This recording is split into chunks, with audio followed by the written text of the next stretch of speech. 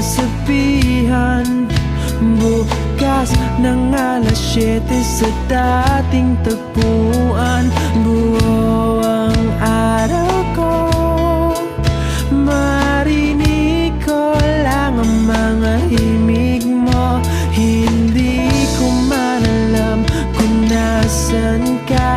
Wala man tayong komunikasyon, maghihintay sa'yo.